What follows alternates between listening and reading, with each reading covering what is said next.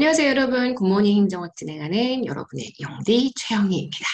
자, 오늘 금요일이고요. 오늘 수업이 끝나는 게 아니죠. 오늘 일정이 다 끝나면 토요일하고 일요일은 거의 굿모닝 행정학이 업로드 안 됩니다. 아직은 기본 개념 과정이어서 주말까지 계속 듣기엔 너무 빡셀 것 같아가지고요. 일단 월요일부터 금요일까지 진행을 할 거고요.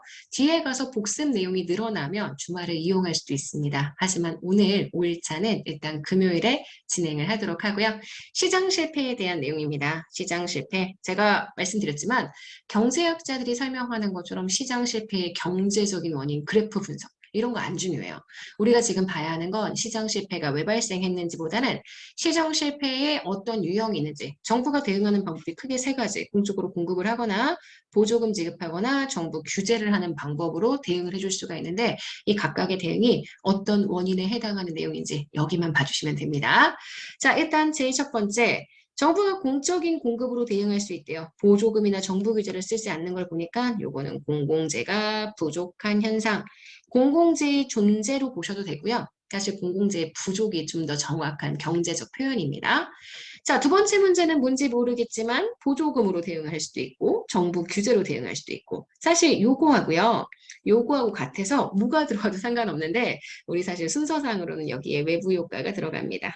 외부 경제에 대해서는 보조금 통해서, 외부 불경제에 대해서는 정부 규제 통해서 문제를 해결을 하고요.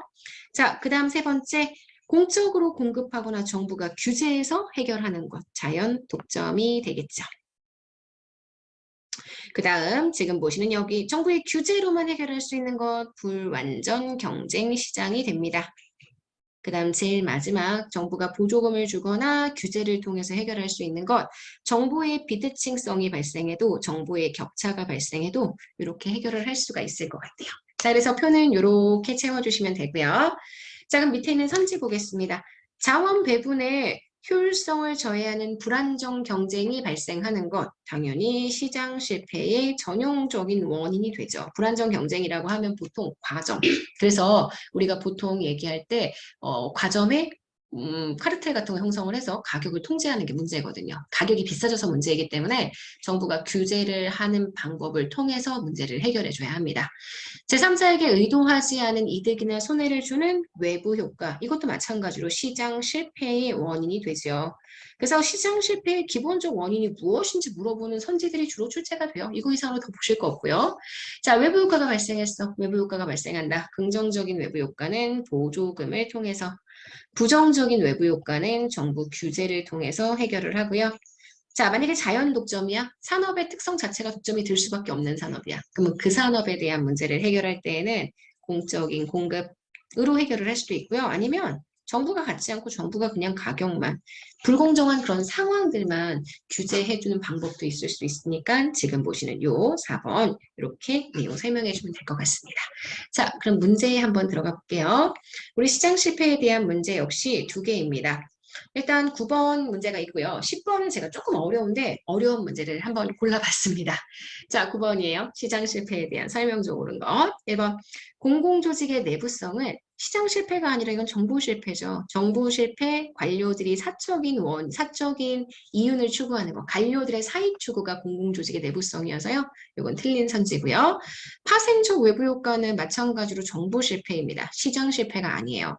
규제로 인해서 파생되는 외부 효과, 정말 부작용을 설명하기 때문에 파생적 외부 효과와 그냥 외부 효과는 구분을 해주셔야 합니다. 자연 독점에 대해서는 공적인 공급이나 보조금으로 대응할 수 있다.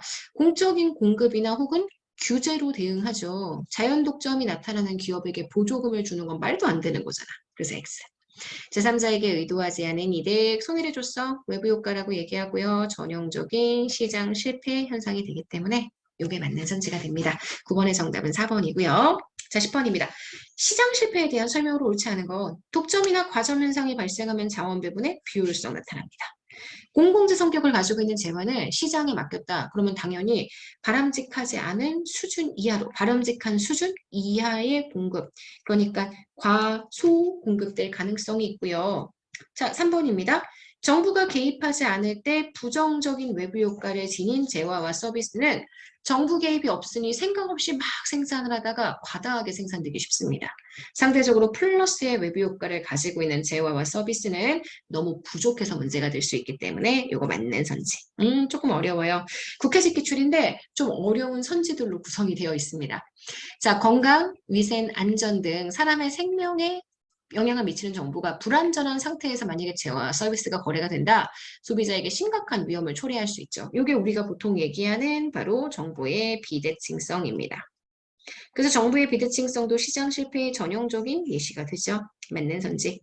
자, 하지만 수혜자와 비용 부담자가 분리되었다. 수익자와 비용 부담자의 절연, 제가 맨날 이렇게 얘기하죠. 괴리, 절연, 다 자원이 비효율적으로 활용될 수 있는 그러한 문제가 발생하기 때문에 5번은 틀린 선지가 됩니다. 요거는 지금 시장 실패가 아니라 정보 실패에 대한 내용에서 틀린 거예요. 그래서 요거는 정보 실패.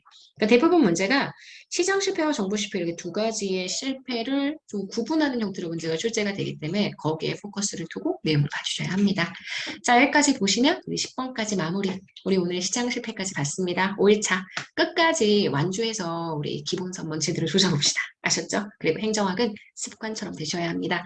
여러분 오늘 너무너무 잘 보셨으면 좋겠고요. 금요일입니다. 기분 좋게 공부하시고 오늘 하루도 여러분 거라는 거 잊지 마세요.